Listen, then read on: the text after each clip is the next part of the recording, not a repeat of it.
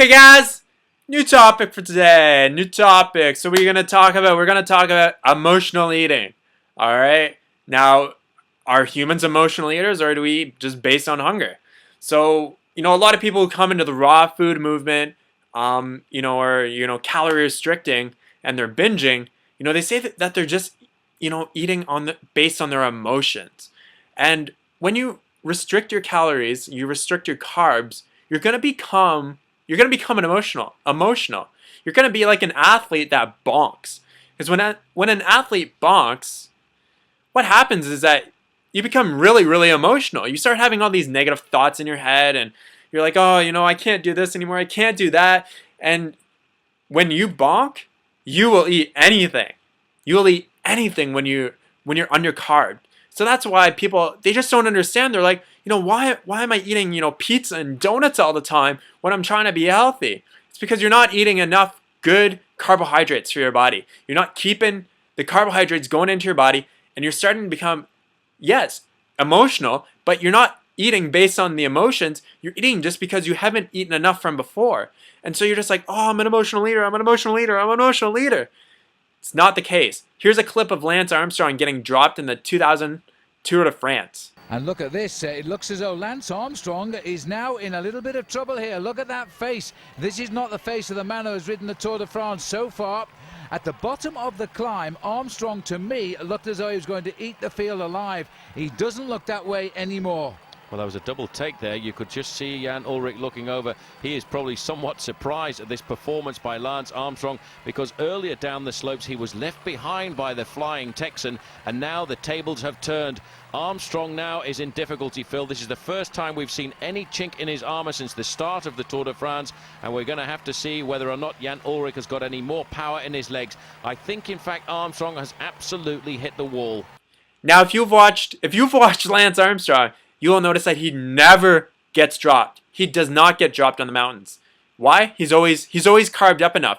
But this is what he said post-race. That was, without a doubt, the worst day I've ever had on a bike. We all know what it's, I think most of us know what it's like when you run out of energy and run out of food, and you, in English we say you bonk. I had a lot of emotions. I was hungry, I was lightheaded, I was nervous, I was scared. Things were really bad. I could have lost the Tour de France today. So he's basically listing off all the symptoms of people that are emotional eaters. What happened? He just didn't eat enough throughout the race. So by the end of the race, he bonked. He was undercarb. He started getting all these, scary, negative, anxious, nervous thoughts in his head.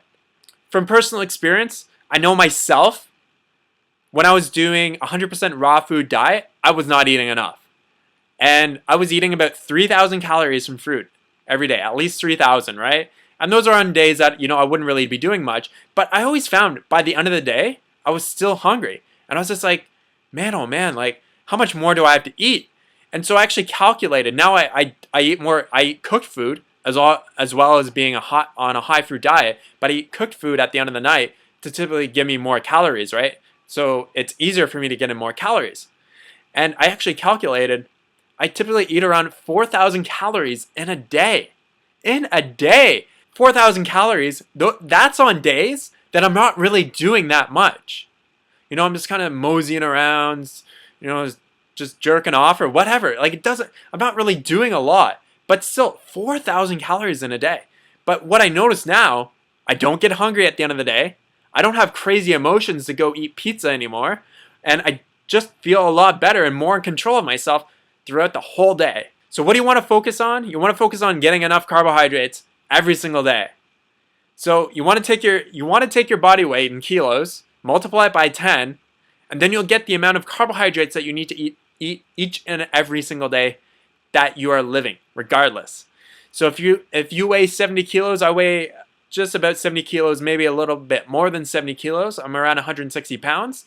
I need to eat at least 700 grams of carbs per day minimum. Minimum. I typically eat way more, usually over 800 grams of carbs per day. And that is a good baseline. You want to use chronometer. You want to use chronometer to understand and to actually get an objective measurement to how much you're eating. Don't buy into this bullshit of, oh, I'm an emotional eater. I'm an emotional eater. It doesn't exist. It doesn't happen. You just haven't eaten enough. That's it. Alright guys, thanks so much for watching. Make sure you get those carbs in your body. Fruit is best. Starchy cooked carbs, second best. But in the end, you got to make sure you're eating enough carbohydrates for your body, or you are going to be an emotional wreck. Thanks for watching. Peace out.